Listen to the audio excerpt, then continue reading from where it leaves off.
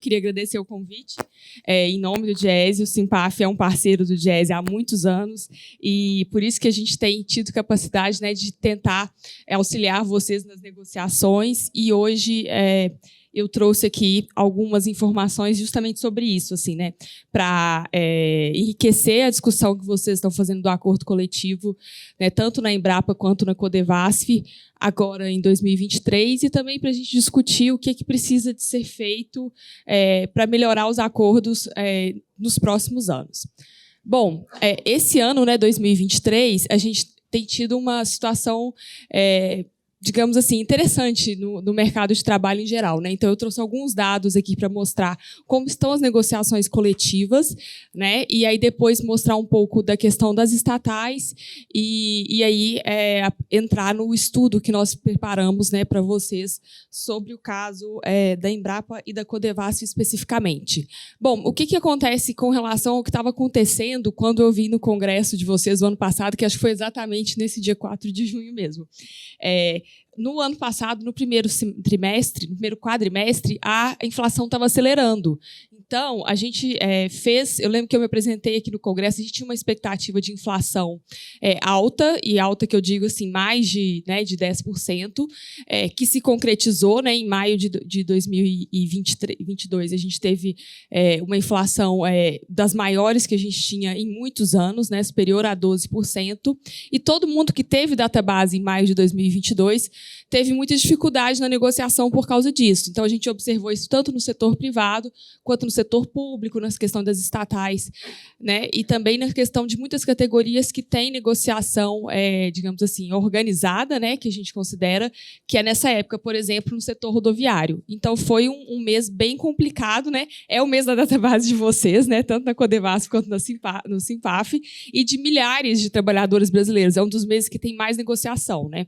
Esse ano a gente tem uma situação diferente. E aí aqui eu tenho os dados desde o ano passado, aqui de fevereiro, né? Aí até agora, em abril desse ano, que são os dados que a gente tem compilados, inclusive porque o mês de maio, às vezes, a gente compila e depois tem que compilar novamente ao longo do ano, porque as negociações de maio são tantas, muitas delas acabam se estendendo, né, durante alguns meses depois da database. Então, o que a gente observa aqui, né? Se vocês veem essa apresentação, eu já disponibilizei, então depois vocês podem ver os números, cada número de cada coluna individualmente, mas a intenção aqui é mostrar um pouco a tendência, né? Então, esse azul mais claro, que é a barra superior, ele mostra o que foi de negociação acima do INPC, ou seja, a negociação que teve ganho, né, real nos salários dos trabalhadores, né? A barrinha vermelha de baixo mostra o que foi abaixo do INPC,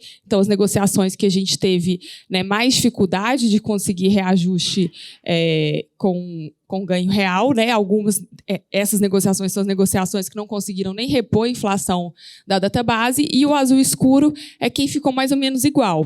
E aí a gente observa, né, que no ano passado, a partir do segundo semestre, a gente começa a ter uma melhoria, né, no sentido das negociações com resultados positivos ou que ficassem pelo menos iguais à inflação, né? E por que isso aconteceu? Principalmente porque a partir do segundo semestre do ano passado a gente teve uma redução muito relevante nos preços, né? E isso foi causado principalmente porque a gente teve uma desoneração do preço dos combustíveis e na telefonia, né?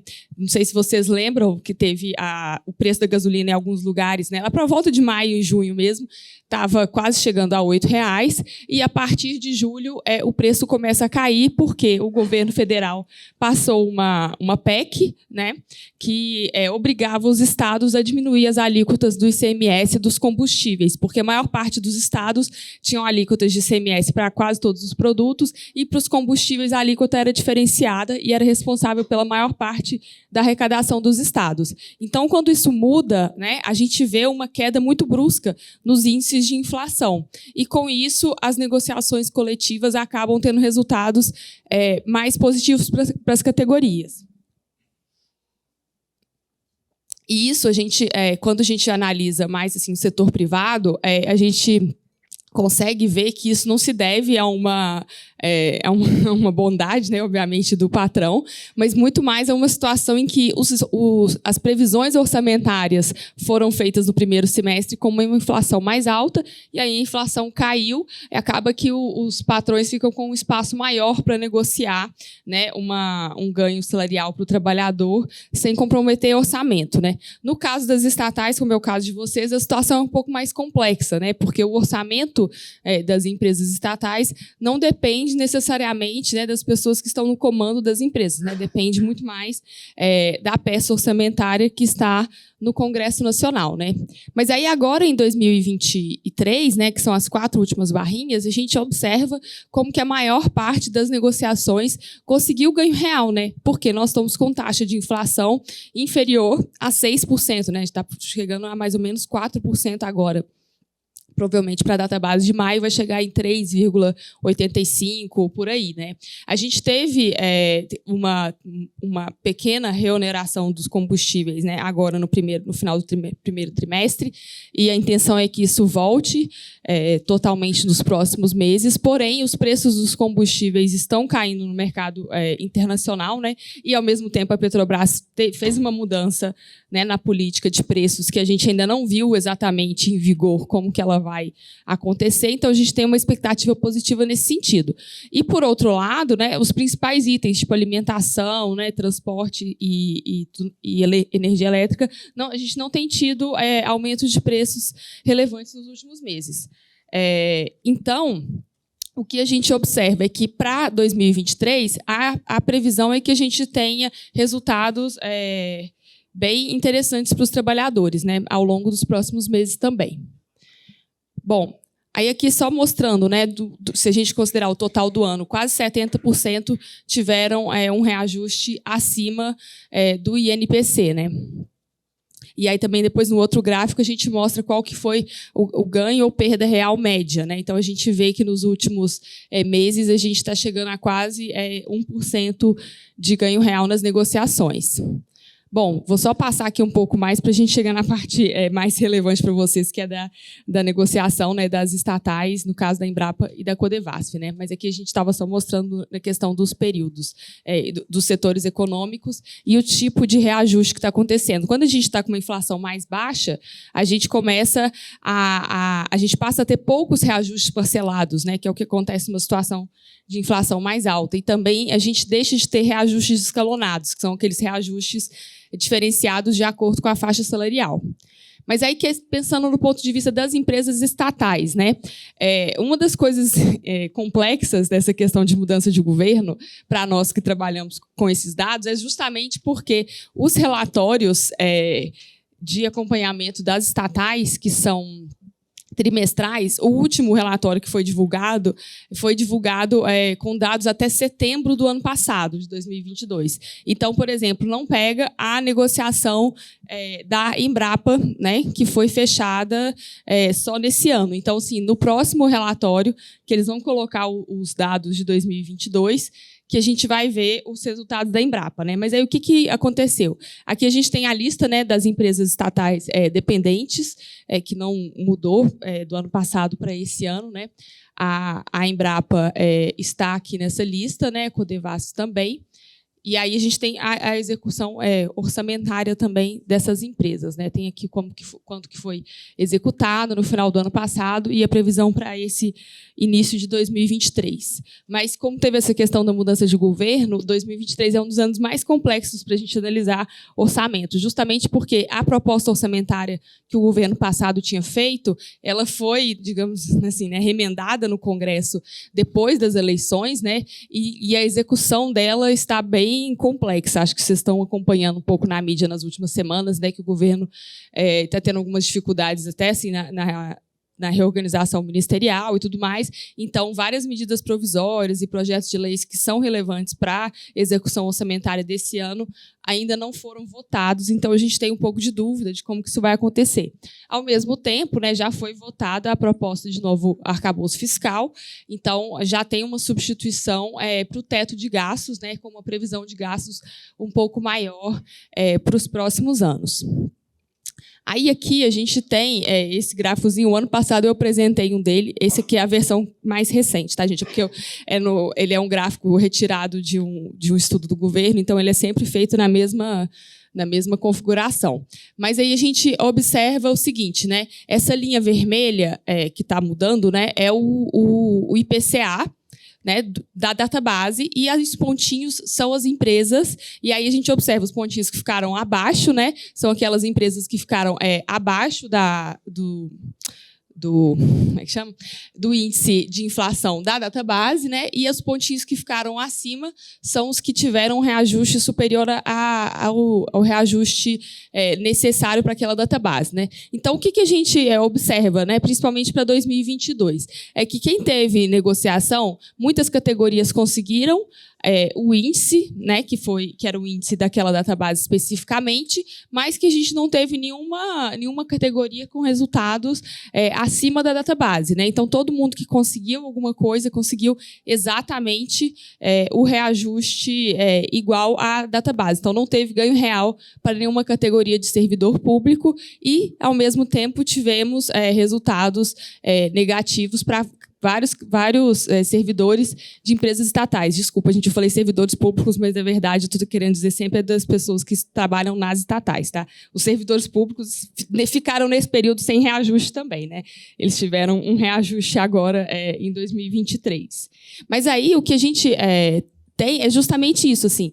As negociações, né, que estavam acontecendo no ano passado, muitas delas terminaram esse ano, né? Isso aí aconteceu no caso da Embrapa, e a gente observou que, para a discussão das negociações esse ano, porque como a gente não tem dados mais recentes, nós fomos conversar com o pessoal dos sindicatos das outras empresas estatais, né? E o que está acontecendo? As negociações, em alguns casos, começaram, mas elas, em geral, estão um pouco atrasadas, justamente porque, pela mudança de governo, você teve mudança nas diretorias, né? E, assim, muitas vezes, na própria discussão, né, de como tratar essa empresa especificamente, né? Então, muitas empresas que estavam correndo risco de ser privatizadas, né?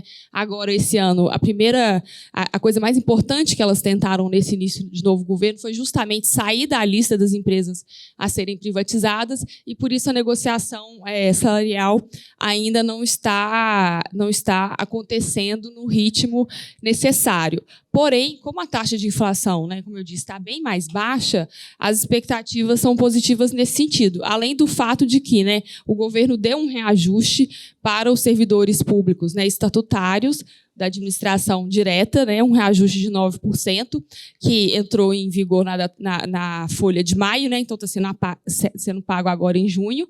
Então, a expectativa é que os servidores das estatais, tanto dependentes como as estatais não dependentes do Tesouro, tenham uma situação de negociação mais positiva nesse ano, né? Bom, mas aí passando aqui especificamente para o caso da Embrapa e da Codevasf, né? O que a gente teve do ponto de vista de inflação, né, até a database desse ano, né? Então, a gente vê ali no caso, por exemplo, do IPCA. Eu estou custando para ler aqui de longe a tabela, então, se eu falar algum índice errado, vocês me falam, tá? Eu vou abrir ela aqui no celular para confirmar. Mas aí, por exemplo, no caso aqui, para a database, né, de vocês, que é 1º de maio, a expectativa de inflação do IPCA estava em 4,18%, né? E no caso do INPC, de 3,83%. Então, vai ficar alguma coisa por volta de 4%. A gente vai ter a divulgação do índice essa semana, especificamente. É sempre próximo do congresso de vocês, porém, imediatamente depois. Aí a gente recalcula, né, todas as informações, mas não aconteceu nenhum percalço nesse mês, então provavelmente o índice vai ficar bem próximo do que está sendo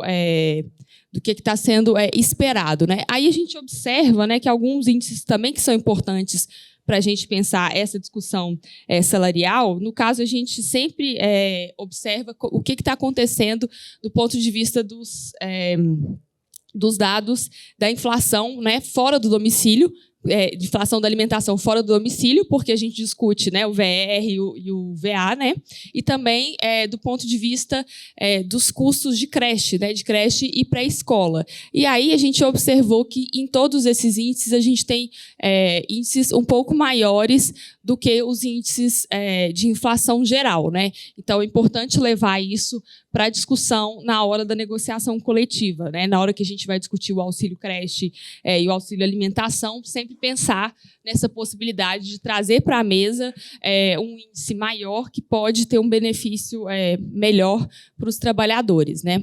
Aí, no caso, agora, o ano passado eu fiz essa tabela, e aí era a mesma tabela Embrapa e Codevasf, né? Como a gente teve essa diferença na negociação das duas empresas, né? No caso da Embrapa, fechou o acordo só esse ano, mas retroativo para a database do ano passado, com 100% do IPCA, a gente tem uma tabela. E depois, no caso da Codevasf, como a negociação foi fechada o ano passado com o índice diferenciado, vai ser a próxima tabela, né? Mas, então, a gente estava fazendo estudos, né? E foi o que a gente tinha apresentado ano passado, mostrando a perda desde 2017 e 2018, né? Como que estava a situação da empresa. Justamente para, na hora que tivesse a negociação, né, poder falar com a comissão da Embrapa, né, representando o lado patronal, que as perdas da Embrapa não se restringiam somente ao que está acontecendo no último ano calendário, né? E que isso é uma coisa muito importante, que às vezes é complicado. É difícil você conseguir, né, uma perda, recuperar todas as perdas de uma vez, mas é importante a gente ter esses índices justamente para construir, às vezes, uma solução de alguns anos que recupere todas essas perdas, né?